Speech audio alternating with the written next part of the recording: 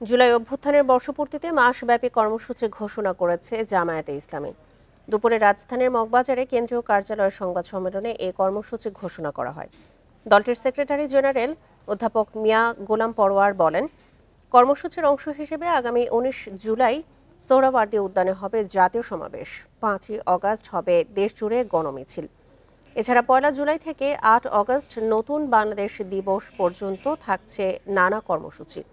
এর মধ্যে রয়েছে ১৬ জুলাই শহীদ আবু সাইদ স্মরণে রংপুরে দোয়া ও আলোচনা সভা, ৬ থেকে ৮ অগাস্ট সাংবাদিক ও সুধীজনদের সঙ্গে আলোচনা। সংবাদ সম্মেলনে অধ্যাপক মিয়া গোলাম পরোয়ার বলেন, জুলাই সনদ ঘোষণায় জাতির কাছে প্রতিশ্রুতিবদ্ধ সরকার।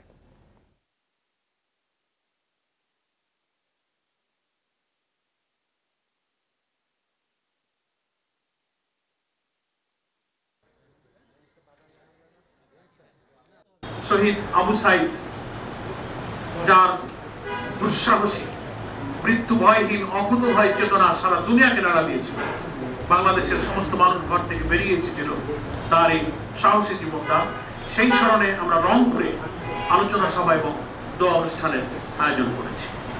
১৯ জুলাই জামাত ঘোষিত যে ৭ দফা,